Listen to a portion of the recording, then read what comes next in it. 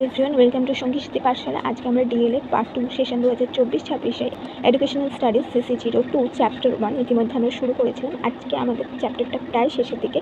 আজকে ইতিমধ্যে আমরা বেশ কয়েকটা পর্ব আলোচনা করে ফেলেছি। আজকে আমরা একটা নতুন পর্ব নিয়ে আলোচনা করব। আজকে আমাদের CC02 এর ফার্স্ট চ্যাপ্টারে আজকে আমরা CC02 এর ফার্স্ট চ্যাপ্টারের 5 নম্বর পর্ব আলোচনা করব। এখানে আমরা মূলত বড় প্রশ্ন রাখবো, যেগুলো তোমাদের মূলত সাথে আসতে পারে। কিছু ক্ষেত্রে যদি এর দু একটা পয়েন্ট কমিয়ে দেওয়া যায় তাহলে আমরা অতি সহজে দুইও লিখতে পারবো। যদি আর আমি এগুলো তোমাদেরকে বেশি করে করাচ্ছি কারণ যদি তোমাদের পরীক্ষায় আসে বা নাও আসে, কেন আমাদের পাঠ্যাংশে এগুলো রাখা হয়েছে সেগুলো অন্তত তোমাদের জানা থাকা প্রয়োজন। তো প্রথম প্রশ্ন হচ্ছে, কেন বিদ্যালয় ও পরিবার সহযোগী বলে মনে করা হয়? বিদ্যালয়কে কেন পরিবারের সহযোগী বলে মনে করা হয়? পরিবার থেকে ছেলেমেয়েরা বিদ্যালয়ে আসে। পরিবারের সহযোগিতা ছাড়া কোনো বিদ্যালয়ে সার্থকভাবে কাজ করতে পারে না। ছেলেমেয়েরা দিনের অধিকাংশ সময় পরিবারের সঙ্গে কাটায়, কিন্তু কিছুক্ষণের জন্য তারা বিদ্যালয়ে আসে। তাদেরকে বিষয়বস্তু সম্পর্কে অবহিত করা, ব্যক্তিত্বের বিকাশের চেষ্টা করা, সামাজিক আচরণের শিক্ষা দেওয়া, দৈহিক মানসিক বিকাশ যাতে ঘটে সেদিকে লক্ষ্য রাখা, ভবিষ্যতের নাগরিক হিসেবে গড়ে তোলার শিক্ষা দেওয়া, এতগুলো কাজ সুষ্ঠুভাবে সম্পন্ন করার জন্য পরিবার বা গৃহের এবং বিদ্যালয়ের সহযোগিতা একান্ত প্রয়োজন। সেই জন্য পরস্পরের সহযোগী বলা হয়। তো দেখো, আমরা যখন পরিবারের মধ্যে থাকি, পরিবার যে জিনিসটা আমরা বিদ্যালয়ে গিয়ে শিখি সেই জিনিসটা তো আমাদের সবসময় পরিবারের মধ্যে থেকে শিক্ষা পাওয়া সম্ভব নয়। এমন অনেক নতুন নতুন বিষয় থাকে যেগুলো আমরা পরিবারের মধ্যে থাকলে শিখতে পারবো না। আমাদের সামান্য একটা বিষয়, ধরো কম্পিউটার কিন্তু এখনকার দিনে সবার কাছে খুব প্রচলিত এবং খুব দরকারি এবং গুরুত্বপূর্ণ একটি বিষয়, কিন্তু এখনও সমাজের সব স্তরের সব লোকজনের কাছে কম্পিউটার থাকে না। তবে আমাদের কাছে স্মার্টফোন থাকে, কিন্তু স্মার্টফোনে এমন অনেক কাজ করা যায় না যেগুলো আমাদের কম্পিউটারে অতি সহজে করতে পারি। এইরকমই আরও অনেক বিষয় থাকে যেগুলো আমরা বিদ্যালয়ের মধ্যে গিয়েই শিখতে পারি, জানতে পারি, কিন্তু বাড়ির মধ্যে থেকে সেটা সম্ভব না। বিদ্যালয়ের মধ্যে গিয়ে দেখবে যে আমরা অনেক ধরনের ছেলে মেয়ে, ভিন্ন সম্প্রদায়, ভিন্ন জাতি, ভিন্ন ভাষাভাষীও হতে পারে কিছু লোক, এমন লোকজনদের সাথে এমন সমবয়সীদের সাথে মেলামেশা করি এবং তাদের সাথে আমাদের বন্ধুত্ব ভাব গড়ে ওঠে। কিন্তু পরিবারে আমাদেরই ভাই বোন, তাদের ভাষা, ভাবনা, চিন্তা সব কিছু হয়তো অনেক সময় আমাদের সাথে মিলে যায়, কিন্তু ভিন্ন ধরনের লোকজনের সাথে নিজেদেরকে মেলাতে পারা এটাও একটা গুরুত্বপূর্ণ শিক্ষা, যেটা আমরা পরিবারের মধ্যে থেকে করতে পারি না। সেটার জন্য আমাদের বিদ্যালয়ে সবথেকে বেশি সাহায্য করে, প্রাথমিকভাবে অন্তত ভীষণ সাহায্য করে, সবথেকে বেশি সাহায্য করে। নেক্সট হচ্ছে, বিদ্যালয়কে পরিবারের সহযোগী হিসাবে গড়ে তুলতে হলে কী করতে হবে? বিদ্যালয়কে পরিবারের সহযোগী করে তুলতে হলে দুটি বিশেষ কথা মনে রাখতে হবে।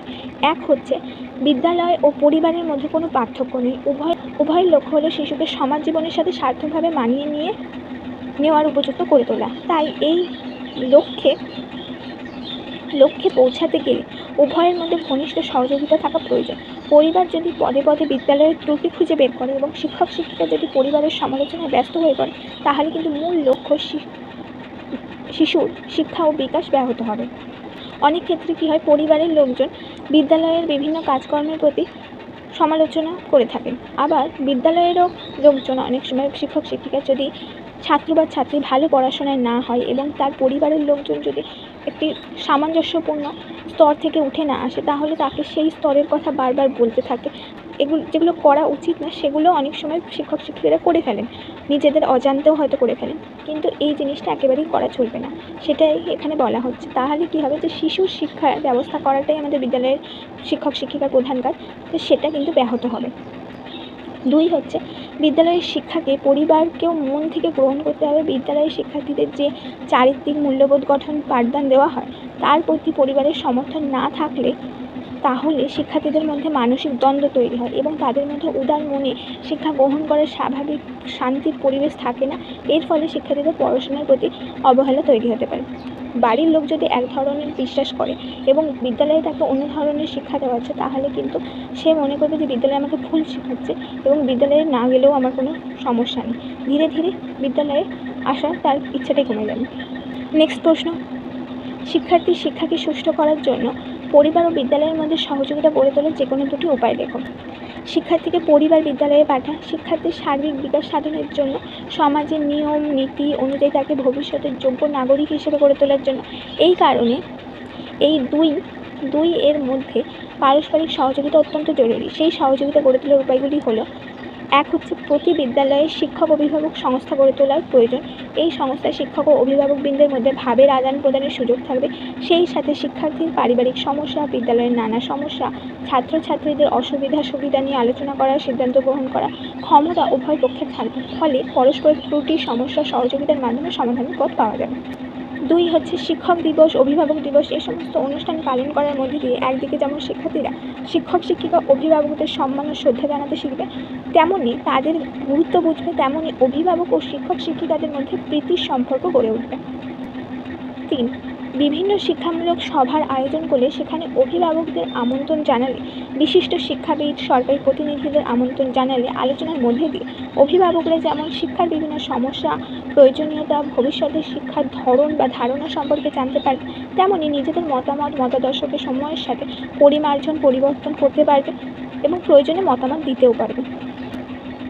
নেক্সট পয়েন্ট হচ্ছে ছাত্রছাত্রীদের বিদ্যালয়ের উপস্থিতির হার, আচার আচরণ, শিক্ষার অগ্রগতি প্রভৃতি বিষয়ে বিদ্যালয়ের পক্ষ থেকে নিয়মিত অভিভাবকদের কাছে রিপোর্ট পাঠানোর ব্যবস্থা করলে বিদ্যালয়ের বিভিন্ন কাজকর্ম, শিক্ষক সভায় গৃহীত সিদ্ধান্ত, বিদ্যালয়ের বিভিন্ন পরিকল্পনা সম্পর্কে অভিভাবকদের দৃষ্টি আকর্ষণ করা হলে তারা সহজেই সহযোগিতার হাত বাড়িয়ে দেয়।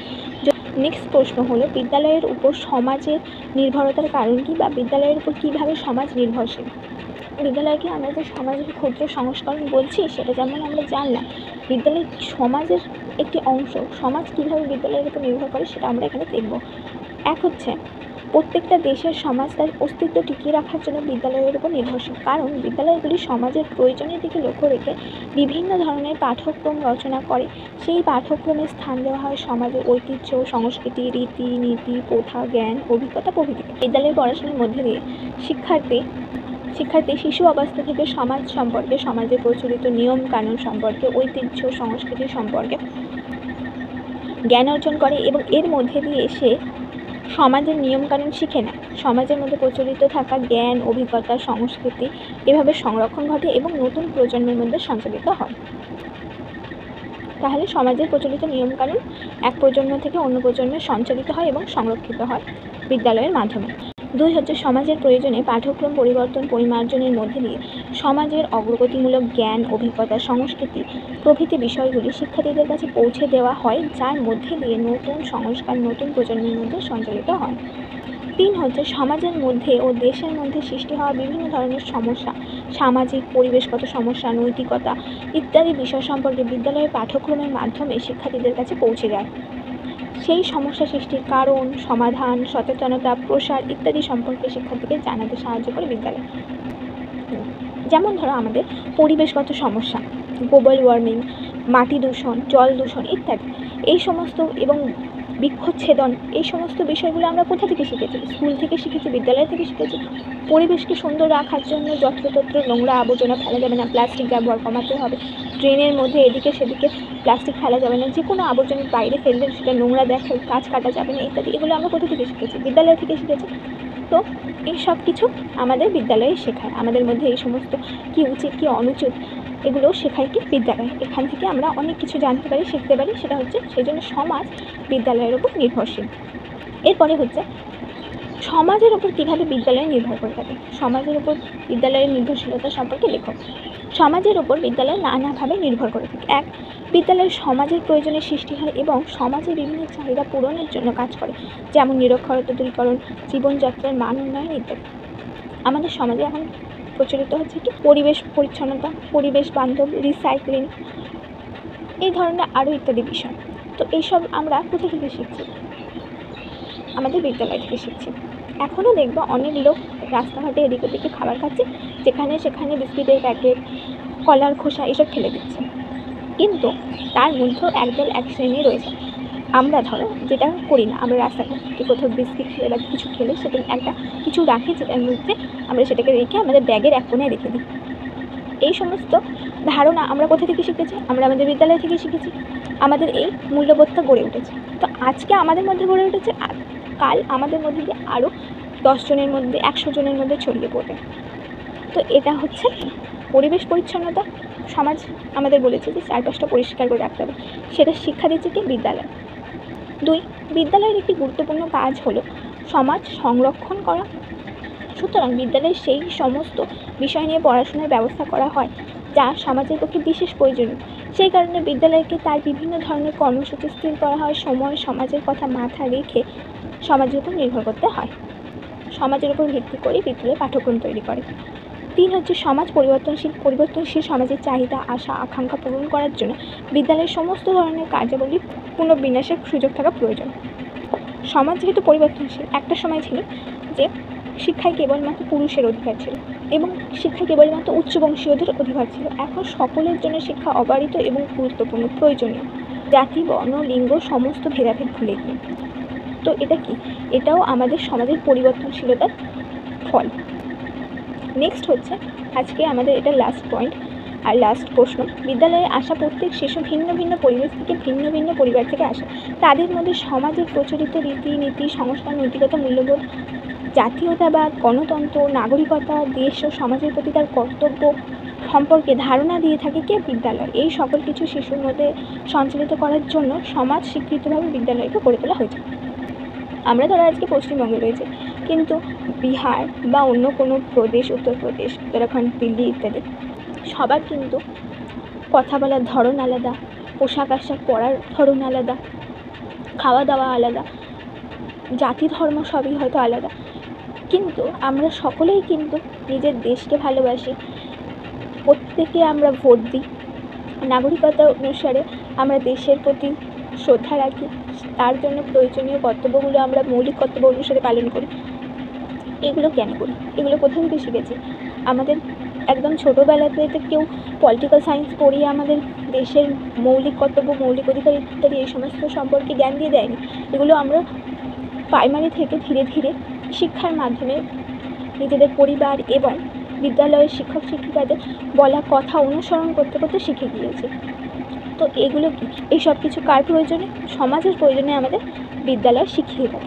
সেই জন্যে সমাজের উপর বিদ্যালয় নির্ভরশীল রয়েছে। এই ছিল আজকে তোমাদের গুরুত্বপূর্ণ 5টা প্রশ্ন আজকে আমরা দিয়েছি, আর পরবর্তীকালে 5টা হয়তো প্রশ্ন কি আর কটা বেশি প্রশ্ন আসবে, সেইটা দিয়ে আমরা এই চ্যাপ্টারটাকে শেষ করবো। আশা করি তোমাদের এই আলোচনাগুলো কাজে লাগবে, আর প্রত্যেকটা পর্ব চ্যানেলে আপলোড আছে, অবশ্যই ভিজিট করে দেখে নিন।